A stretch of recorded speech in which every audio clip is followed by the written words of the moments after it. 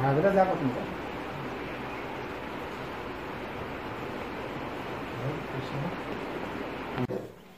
মই আজি এপ্ৰিলৰ আজি 3 তাৰিখ আৰু বহাগ বিহুৰ নতুন বছৰৰ বহাগ ৰঙালী বিহুৰ আগমুহূৰ্তত সদৌ অসম কবি সন্মিলনে মোৰ ঘৰলৈকে আহি যিটো সাহিত্য ভাস্কৰ বঁটা মোলৈ প্ৰদান কৰিলে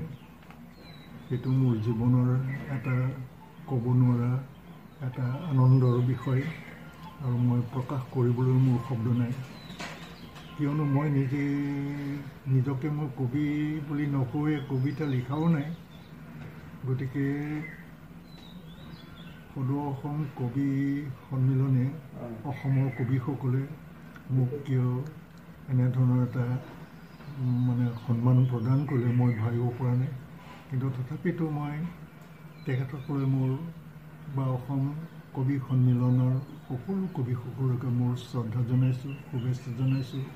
নতুন বছৰৰ সকলোৰে তেওঁলোকলৈ এটা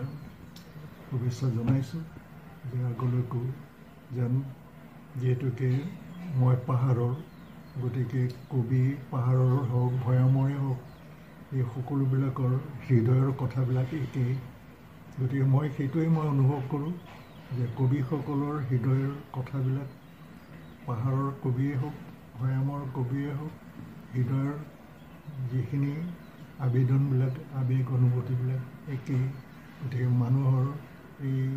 সুন্দৰ কথাবিলাক হৃদয়ৰ কথাবিলাক কবিসকলে বুটলিব পাৰি অসমৰ জনগণৰ মাজত সাহিত্যপ্ৰেমী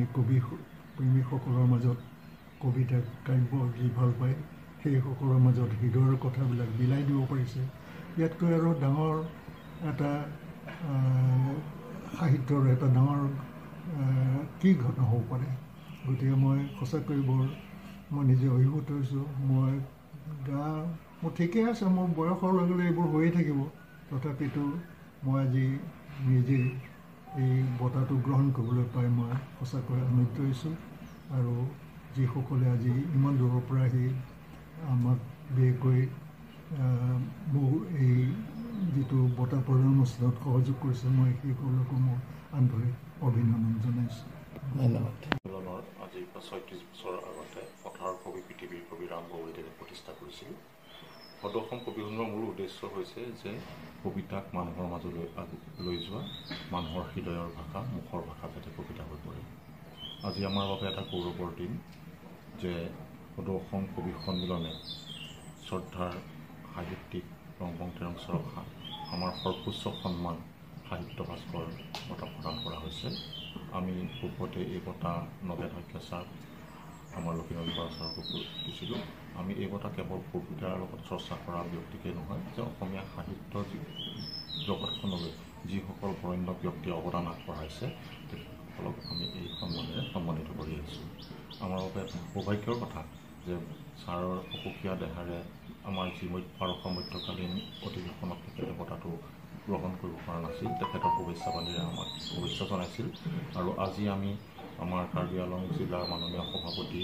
ডিফু শাখাৰ মাননীয় সভাপতি মহোদয় আমি সকলো উপস্থিত হৈ আৰু ভাৰতৱাৰ শাখাৰ সম্পাদক মহোদয় আমাৰ ইয়াত উপস্থিত হৈছেহি আৰু সকলো প্ৰতিনিধিত্ব কৰি অনুষ্ঠানটোৰ ফালৰ পৰা ছাৰক এই সন্মান যচা হ'ল আৰু ছাৰে এই সন্মান গ্ৰহণ কৰি আমাৰ অনুষ্ঠানটোৰ লগত এটা সন্মান প্ৰদান কৰিলে আৰু আমি গৌৰৱ অনুভৱ কৰিছোঁ যে এনে সন্মান ছাৰে গ্ৰহণ কৰাৰ বাবে আমাৰ অনুষ্ঠানটো এটা মৰ্যাদাসম্পন্ন মৰ্যাদা লাভ কৰিছে ধন্যবাদ মধ্যকালীন অধিৱেশন আমি কাম এটা আমাই লওঁ তেৰাং ছাৰ ৰংবং তেৰাং ছাৰ মিলিত সদৌ অসম কবি সন্মিলন আহিল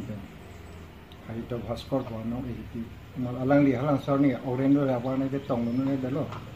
pa si ni hodo khom ko bi khon milon kong chun ba sar par ve shushim ke hai ma che tong bu pa da kar bi ang ko bi khon milon na mai pho tun da ma che tong bu so chini to na so nong e sar pa na thon ba si sar da ni sam ben de আৰু সেইকাৰণে আমি সদৌ অসম কবি সন্মিলনত তেখেতসকল আছোঁ ধন্যবাদ দিছোঁ ধন্যবাদ সাহিত্যিক যাত্ৰা অব্যাহত ৰাখিবলৈ সক্ষম হোৱা সদৌ অসম কবি সন্মিলনৰ সপ্তদশ মধ্যকালীন বাৰ্ষিক অধিৱেশনৰ সুমধুৰ ক্ষণত আপোনাৰ দৰে এজন বিদ্বত সাহিত্যিকক সন্মান জনাবলৈ পাই আমি অতিশয় গৌৰৱান্বিত হৈছোঁ। আপোনাৰ সাহিত্য সাধনাই অসমৰ জনগণক মাৰ্গদৰ্শন কৰি আহিছে।